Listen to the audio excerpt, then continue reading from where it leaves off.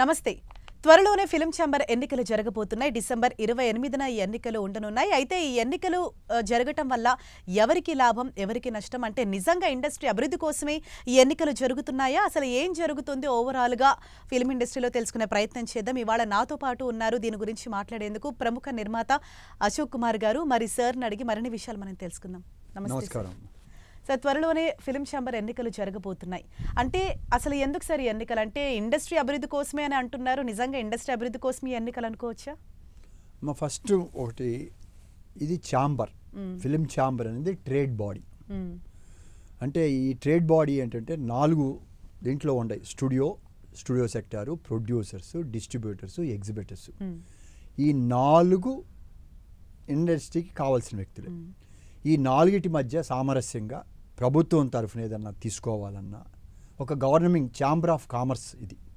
అంటే గవర్నమెంట్కి ఏమైనా రిప్రజెంటేషన్ చేయాలన్నా, లేకపోతే మాకు సమస్యలు వచ్చినా, లేకపోతే వర్కర్స్తో ఏదన్నా ట్రేడ్ శాలరీస్ కానీ ఇవన్నీ ఫిక్స్ చేయడానికి, వేజెస్ ఫిక్స్ చేయడానికి, దీనికోసం పెట్టుకున్న ప్యూర్ బిజినెస్ బాడీ ఇది. Any commerce of business chamber of commerce ఇది. దీనికి ఎలక్షన్స్కి అసలు సంబంధం లేదు. ఓకే. ప్రొడ్యూసర్ కౌన్సిల్ వేరే, ఇది వేరే. ఈ ఛాంబర్ అనేది గవర్నమెంట్ రికగ్నైజ్డ్ బాడీ. మేము తమిళనాడులో సౌత్ ఇండియన్ ఫిల్మ్ ఛాంబర్కి అఫిలియేట్ అయి ఉన్నాం. ఎవరు? తమిళనాడులో ఉన్నప్పుడు 4 రాష్ట్రాలు, మలయాళం, కన్నడం, తమిళ్, తెలుగు, ఈ 4 రాష్ట్రాలకి సౌత్ ఇండియన్ ఫిల్మ్ ఛాంబర్ ఉండేది. ఎందుకంటే అందరూ మద్రాసులో ఉండేవాళ్ళు. ఏ రాష్ట్రాలు అప్పుడు అన్ని ఇండివిజువల్ రాష్ట్రాలు రాలి అందరూ అక్కడ చేసేవాళ్ళు. సో ఏ రాష్ట్రానికి ఆ రాష్ట్రం వింగు, ఆ వాళ్ళు ఉండేవాళ్ళు.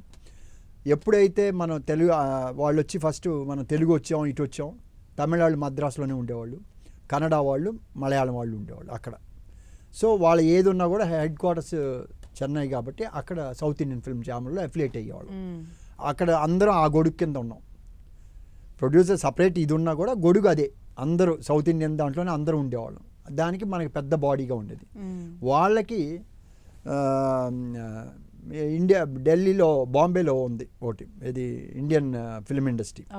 సో దాని కింద అఫిలియేషన్ ఉంటుంది వీళ్ళు. అలానే అదర్ స్టేట్స్, మరాఠీ నుంచి వచ్చినాయి, తర్వాత కొంకణ్ ఇది వచ్చింది, ఇలా రకరకాల భోజ్పూరి వచ్చింది, కలకటా నుంచి వచ్చి మరాఠీ వచ్చినాయి. వాళ్ళందరికీ అది టోటల్ ఆల్ ఓవర్ ఇండియాకి అది ఎనీ రిప్రజెంటేషన్, మనం కోరికలు ఏదైనా కోరాలన్నా, ఏది అడగాలన్నా జిఎస్టీ త్రూ ఛాంబర్ ద్వారా. ఇప్పుడు ఎగ్జిబిటర్స్కి ప్రాబ్లం ఉంది, tax problem, or electricity problem, or ఇంకో ప్రాబ్లం ఏదున్నా కూడా గవర్నమెంట్ రిప్రజెంటేషన్ చేసేది ఛాంబర్ వెళ్ళి మాట్లాడి వస్తుంది.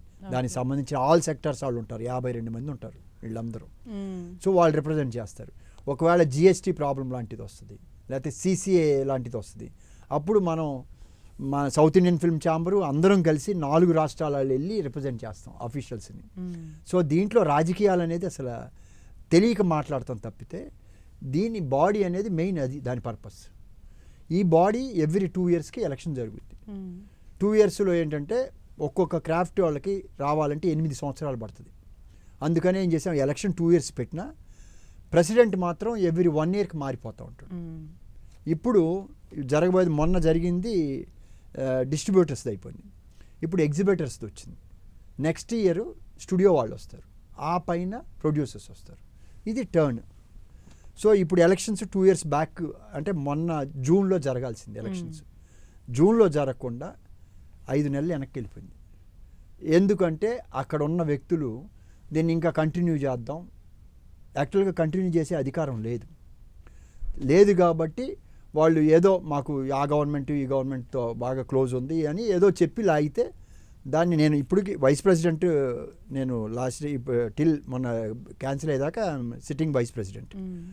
పోరాడి రకరకాలుగా వెళ్ళి మొత్తం పోరాడి పెట్టించాం ఎలక్షన్.